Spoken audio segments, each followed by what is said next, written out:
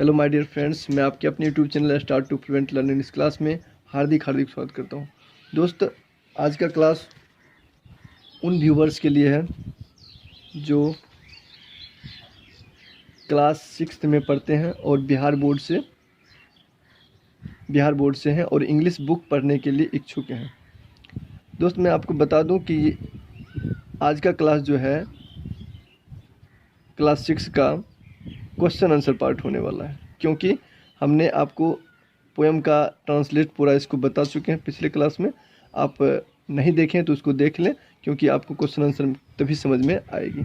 चलिए चलते हैं। तो क्वेश्चन आंसर में है सबसे पहले वार्मर में कहा जा रहा है कि व्हेन एवर इन ट्रबल और पेन द वर्ड माँ कम्स नेचुरली टू अस, अर्थात जब कभी हम, अस मतलब हो गया हम, जब कभी हम दुख और दर्द में होते हैं, जब कभी हम दुख और दर्द में होते हैं तो माँ शब्द एकाएक निकलती है। कम्स नेचुरली टू अस, अर्थात एकाएक निकलती है, स्वाभाविक रूप से निकलती है।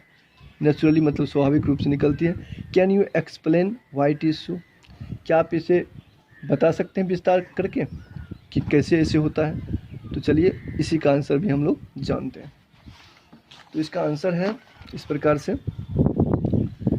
कि ऐसे समझ लें आप पहले कि जब हम बचपन में होते हैं, पहले आप हिंदी में समझ लें एक बार। जब हम बचपन में होते हैं तो होता क्या है कि हम लोग सभी चीज़ के लिए अपने माँ पर निर्भर करते हैं।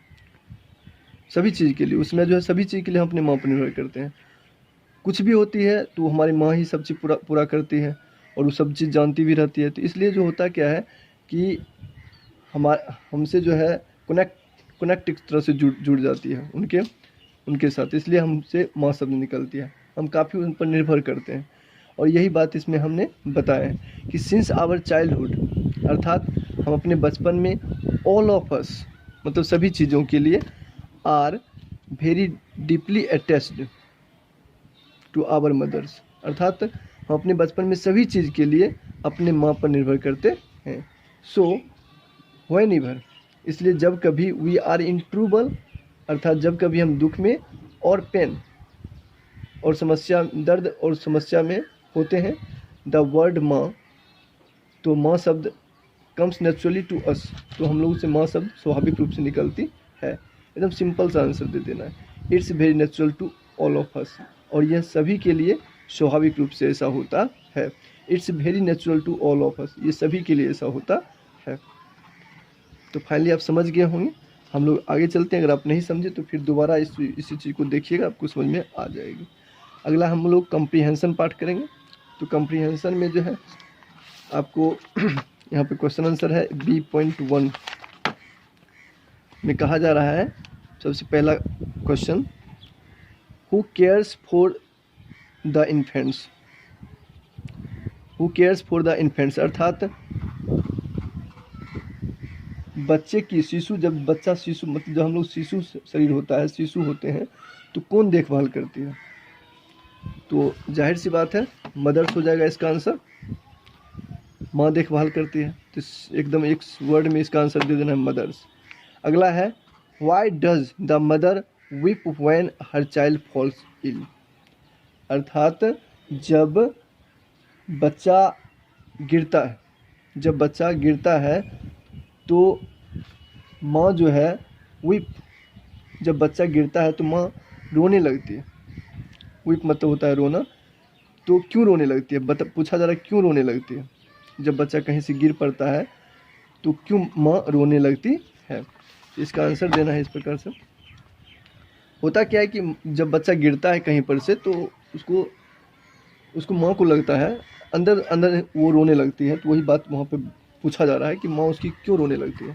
तो होता क्या है कि उसको माँ को लगता है कहीं इसकी वो गिरने से, चोट लगने से या डेथ भी हो सकती है, उसके डेथ की डर की वजह से, मृत्यु की वजह से वो रोने लगती है। इसका आंसर इसी प्रकार से हम दे देंगे, for the fear of her child, for the fear of her child, अपने बच्चे के डेथ ड्यू टू इलनेस, अपने बच्चे की बीमारी से मृत्यु हो जाने के डर से, द मदर वीप्स, माँ रोने लगती है, डज व्हेन चाइल्ड फॉल्स, जब उसका बच्चा गिरता है।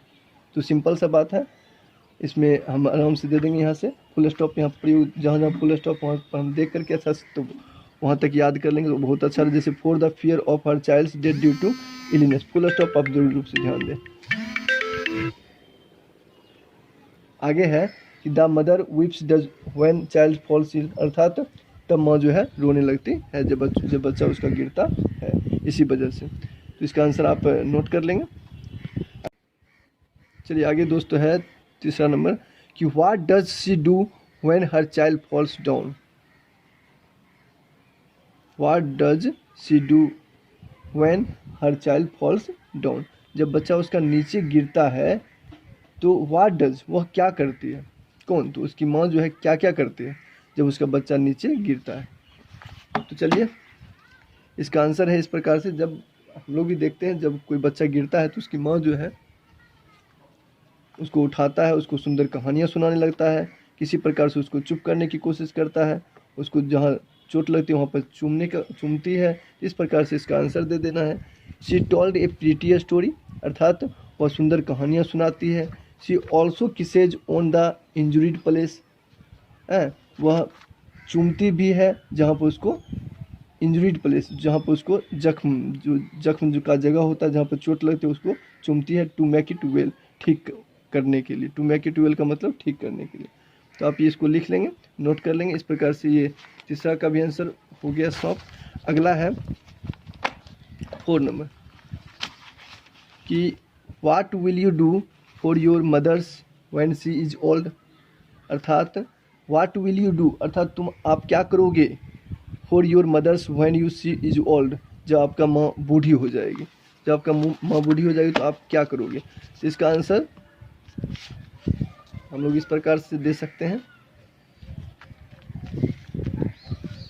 कि जब माँ बूढ़ी हो जाएगी तो हम लोग उसकी क्या कर सकते हैं, सेवा कर सकते हैं, उसके दुख दर्द में सहायता प्रदान कर सकते हैं, साथ देंगे, हर हमेशा उसके दुख दर्द में रेडी रहेंगे। तो इस प्रकार से हमने इसका आंसर दिया है कि when my mother will become old, जब मेरी माँ बूढ़ी हो जाएगी, आई विल टेक केयर, मैं उसका ध्यान रखूँगा। I will serve her all the time, अर्थात मैं हमेशा उसकी सेवा करूँगा। I will ready to soothe her pains away, मैं उसकी दुख में हर हमेशा साथ रहूँगा। सूद मतलब शांत रहना होता है, लेकिन साथ रहूँगा बात वही हुआ, साथ रहने का मतलब ही शांत रहना, शांत करूँगा।